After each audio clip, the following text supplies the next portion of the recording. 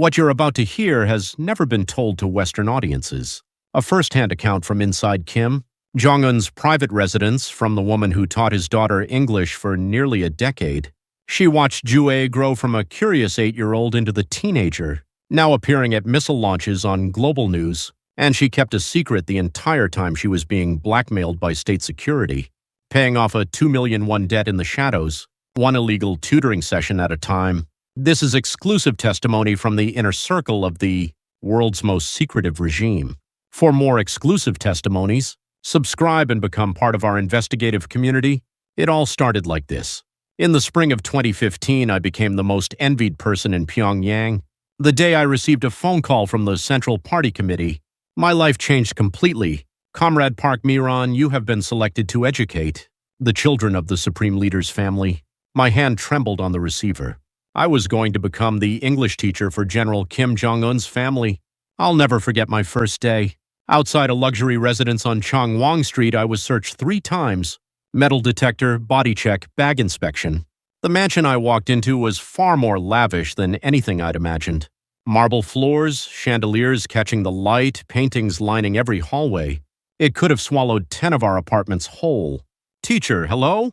Ri Sol-ju received me personally. The woman I'd only seen on television was standing right in front of me. She guided me into the living room with a soft smile. My children need to learn English, and I'm told you're the best in Pyongyang. I can't remember what I said back. My voice wouldn't come out right. That day, I met Kim Jue for the first time. She was 8 years old, sitting up straight at her desk in a neat school uniform. Teacher, I want to learn English. Those bright, curious eyes looking up at me. She was adorable. I had no idea then that this child would one day walk beside her father at public events seen around the world. Classes ran 3 times a week, Tuesdays, Thursdays, and Saturdays. Every time I entered the residence, my nerves were on edge. But the children were genuinely innocent. Jue loved English most of all. Apple, banana, cat. Watching her repeat the words, she was just a regular 8-year-old. After each lesson, Ri Sol-ju always brought out tea and snacks. Thank you for your hard work, teacher. Please have some. The treats she served were the finest I'd ever tasted. Chocolates and biscuits from abroad. Things ordinary Pyongyang residents never got close to. When I left each session, I received special rations. 10 kilograms of rice, pork, apples, pears. More than my entire month's allocation. Coming home and looking at those goods, one thought settled over me. This is what privilege looks like. This is what power is. That's how 2015 gave way to 2016. I was the most envied teacher in Pyongyang. While other teachers went hungry on short rations, I was eating meat. Colleagues would say, Miran, you're glowing these days. They weren't wrong. But nights were different. Alone in my small room, I'd turn on my Chinese cell phone, illegal in North Korea. The kind of thing that sent people straight to a prison camp if discovered.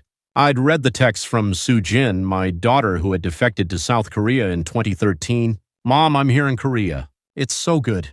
Come soon. Tears came every time. 3 years had already passed since I'd sent her away. Outside my window, Pyongyang's skyline stretched out at night.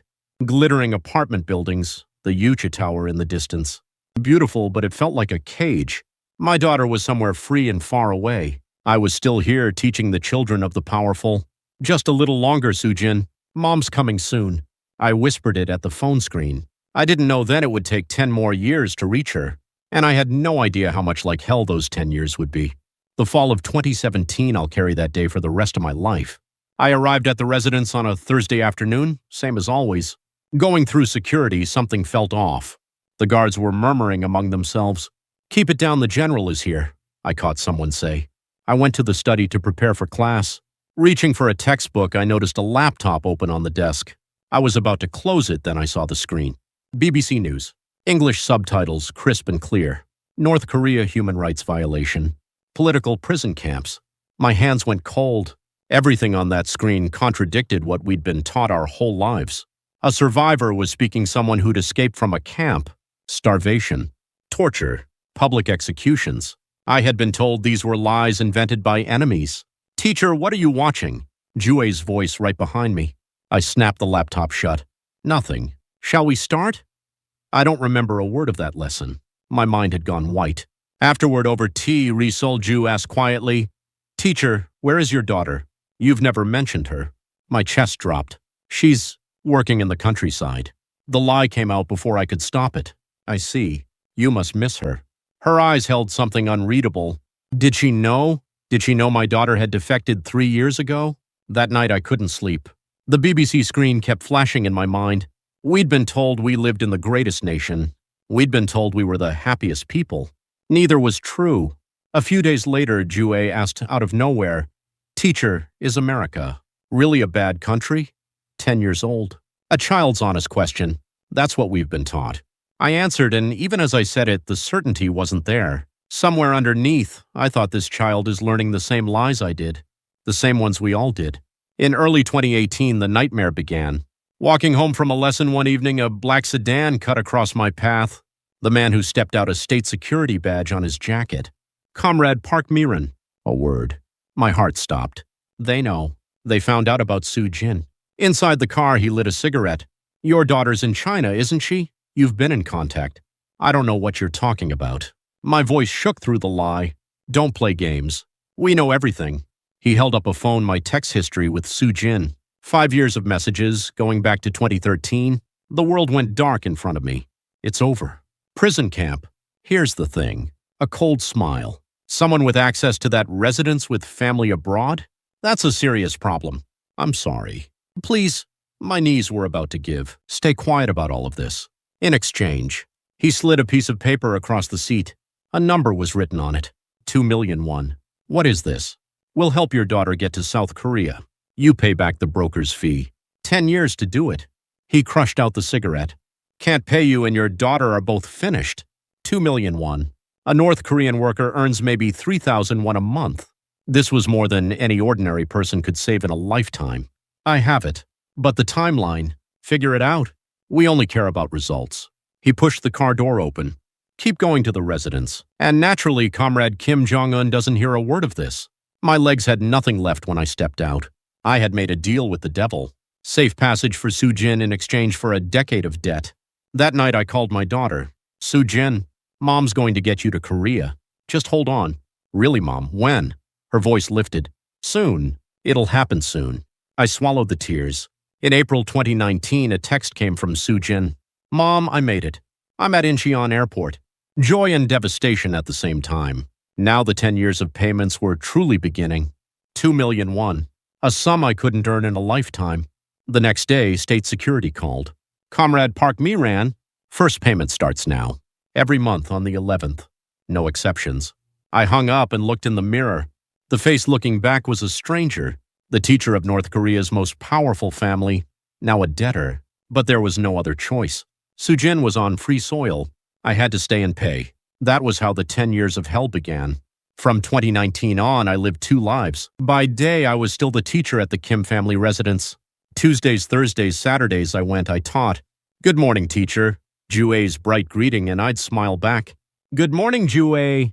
At 12, her English had come a long way. Simple sentences, no hesitation. Risolju glowed with pride. "She's come so far, all thanks to you, teacher." But when evening came, everything shifted. From 6 to 11 every night, I ran private tutoring sessions illegal for the children of Pyongyang officials. $5 an hour, 7 days a week, not a single day off. "That's too expensive," parents would say. I held my ground. The teacher who educates Kim Jong-un's family, and this is too much? That silenced them every time. A month's earnings came to roughly $300. 200 went to state security. I lived on the remaining 100. 4 hours of sleep a night. On weekends, I went to the market and sold the foreign goods I received from the residents: chocolates, soap, cosmetics. "Where'd you get these?" people would ask. "A relative sent them from China," I'd say. A lie every time. On the 11th of every month, I met the state security handler in a dark back alley and handed over the cash. This month, $200. Balance remaining. He'd flip open his notebook. 1,980,001. "How long until it's cleared?" "At this rate, 10 years. He laughed. In early 2020, COVID hit. The borders sealed completely. Contact with China went dark. I couldn't reach Su Jin. Lessons at the residence moved online for a while. On the computer screen, Juo sat with a mask on. "Teacher, I'm scared of COVID. It'll be okay. It'll pass." I said it to comfort her while something in me was quietly breaking. The markets grew more active during COVID. Prices rose. I raised my tutoring rate to $7 an hour. The debt started shrinking a little faster. Late at night, coming home, I'd catch my reflection. Dark circles, hollowed cheeks. In my 40s, looking 50. The price of nearly a decade on 4 hours of sleep. Just a little longer, Sujin. I said it to the mirror. Just hold on a little more. 2020 became 2021, then 2022. The debt crept down. So did my body. But I couldn't stop. I had a daughter to reach. Fall of 2022, a day I won't forget. I turned on the TV and there it was. General Kim Jong-un at a missile launch site and beside him, Jue. 15 years old now in a black jacket, walking at her father's side. That child I taught. Something complicated moved through me. Pride and heartbreak at the same time. The next day at the residence, the atmosphere was different. More guards. Tighter checks. Ri Sol-ju said, "You saw our Jue on television, teacher." I did. "She's grown so much. All thanks to you. They say her English has been helpful when foreign guests visit." She smiled. In class, Jue asked, "Teacher, I was on TV. Did you see?" "I did. You looked wonderful." That was the honest truth. What are people saying about me? She was curious the way any teenager would be. They're saying you're beautiful. Not a lie. After class, Ri Sol-ju pressed an envelope into my hands. "Thank you for everything, teacher. Please take this." Back home, I opened it. $300. My hands were trembling. This could take months off the debt. I went to the handler. $500 this month. "Well, that's new." He took it, eyebrows raised. "What's the balance?" "Let me see." He ran the numbers. 400,000 won. My chest lurched. It had been 2 million won in 2019, down to 400,000. "You'll clear it by next year," he said, lighting a cigarette. "Then you can go." Really, that was the deal. Pay it off, we get you to Korea. That night I sent a text to Sujin. The borders had cracked open slightly. "Sujin, Mom's coming next year. Wait for me." "Really, Mom?" Her reply came back fast. "Almost there. Just a little more." I looked at myself in the mirror. 48 years old, a face that looked 60. The cost of nearly a decade at 4 hours of sleep. But the end was visible now. Light at the end of the tunnel. February 2023, I made the final payment. 50,000 won. Here. The handler drew a line through the record. "Done. You made it. Can I go now? We'll be in touch by the end of March. Have everything ready. 10 years. And now freedom was standing right in front of me. March 2023, the last lesson. I walked into the residence as I always had. But that day was different. I knew it was the last time. Jue was at her desk. 16 years old now, nearly as tall as me. "Teacher, I'm going to learn so much English today." "Of course. What should we start with?" My voice almost gave me away. The hour disappeared. "How are you today?" "I'm fine, thank you." Her pronunciation had gotten so clean. 8 years of work, and it showed. When the lesson ended, Jue looked up. "You'll be back next week, right, teacher?" Something tore inside my chest. "Of course. Definitely. A lie." She beamed. "English is my favorite subject because of you. I'm sorry, Jue. I won't be back." I kept those words where she couldn't hear them. In the hallway, Ri Sol-ju stopped me and held out an envelope. "You've worked so hard for so long, teacher. Please take this. $500. My eyes burned. "Thank you." I bowed my head. She took my hand, and quietly, just above a whisper, she said, "Take care of yourself." My heart stopped. She knew. She had known all along that I was leaving. "Ma'am, it's all right. I hope things go well for you." A smile that carried something sad in it. Walking out of the residence, I turned back once. 8 years of Tuesdays, Thursdays, Saturdays. The place where I had taught the family of Kim Jong-un. A place I would never return to. I packed what little there was to take. A few changes of clothes, a photo of my daughter, the money Ri Sol-ju had given me. On the night of March 28th, the state security car arrived. "Ready?" "Yes. One small bag. We'll take you to the border. You'll meet the broker there." The car moved through the dark. Pyongyang's lights fell away behind us. The city where I was born and raised. 48 years of my life. Goodbye, Pyongyang. Goodbye, Juo. Grow up well. I said it without sound, watching through the glass. 4 in the morning. The Tumen River. There. You see it? Cross that river, that's China. The broker's flashlight swept ahead. My heart was slamming against my ribs. The moment I had waited 10 years for. The moment I was going to my daughter. "Let's go." He took my hand. I stepped into the river, cold, far colder than I expected. The water rose to my knees. Almost there, just a little more. Halfway across, I turned and looked back. North Korean soil? Goodbye. That was the last of it. And then my foot found the other side. I was alive. The moment I stepped onto Chinese ground, my knees buckled. Alive. I'm alive. I sank down in my soaked clothes.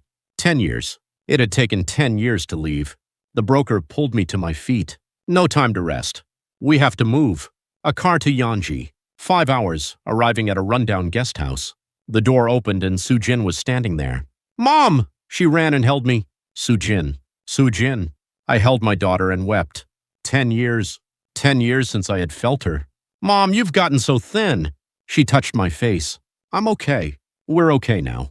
Looking at her face, every bit of it felt worth it. A week later, we headed for Laos, where the South Korean embassy waited. A flight through Bangkok, then Laos. Almost there, Mom.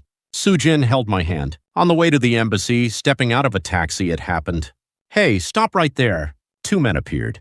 Chinese dressed like plainclothes officers. You're North Korean, aren't you? Show your ID. Everything in my body froze. Repatriation.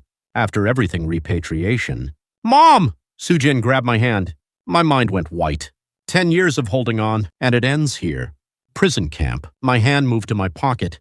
A small capsule potassium cyanide brought from Pyongyang. Prepared for exactly this. I can't let them take me back. I took it out. Mom, what is that? Sujin's voice cracked. Sujin. Mom goes first. You survive. No, Mom! She reached for my hand too late. I put the capsule in my mouth and swallowed it with water. Mom, no! Her scream. Then another man burst out from behind them and chased the two away. You con artists! He turned to us, breathless. Are you okay? Those men are scammers, not police. They prey on people to steal money. What? Not repatriation. Scammers. They're gone. The ground tilted. My stomach heaved. Mom, throw it up, now! Sujin shoved her fingers into my mouth. Everything in my stomach came up. More water, drink more. The broker pushed a bottle into my hands.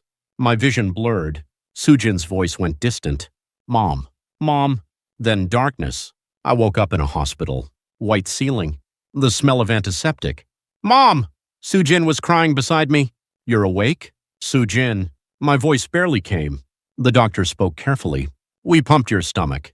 Not all of the toxin was removed, but you're alive. A week in the hospital. Sujin stayed at my side through every night. Mom, why did you do that? She was trembling. I'm sorry. I was so afraid. I held her hand.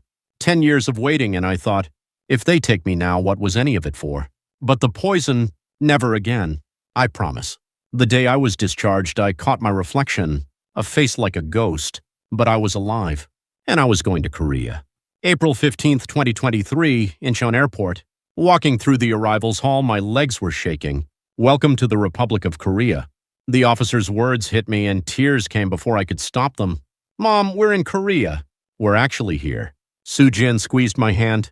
Outside, a cold wind hit my face. The wind of freedom. The smell of it after 10 years. But I went straight to the hospital. The aftermath of the poison. Seoul National University Hospital admitted that same day. The stomach damage is significant. You'll need treatment. The doctor looked at me carefully. The cost, I started to ask. Don't worry. Defectors receive medical support coverage. I couldn't take it in. In North Korea, no money means no treatment, you die. Here they were treating me at no cost. Sujin stayed through every night in that hospital room. Mom, these are the hands that taught Kim Jue, and now they're holding mine. Strange, isn't it? I looked at them and smiled. 2 weeks later, I went to Hanwon, the settlement center for North Korean defectors. An investigator asked, You saw Ri Sol-ju directly? 3 times a week for 8 years. What was she like? She was a good person. The honest answer. The $500 she gave me at the end, that's what got me here. Do you think she knew that she was giving it to help you leave? I don't know, but I'm grateful. When the subject turned to Kim Ju-ai, something ached. She was a bright child, quick with language, kind too. She's still appearing on television. I know. I've seen her. And quietly I thought, but she doesn't know. She has no idea how much of what she's been told is a lie. After Hanwon, I entered society. Government support helped me find a small room near Seoul. Just the two of us. Small but free. In 2024, I started working toward an English tutoring certification. Mom, you're going to keep teaching English here too? Of course. 8 years of teaching Kim Jue, that has to count for something. We laughed. Sujin got a job at a trading company. Mom, I got my first paycheck. How much? 2,000,001. 2,000,001. The same number I'd spent 10 years paying off in North Korea. And here it was, 1 month starting salary. I laughed until I couldn't stop.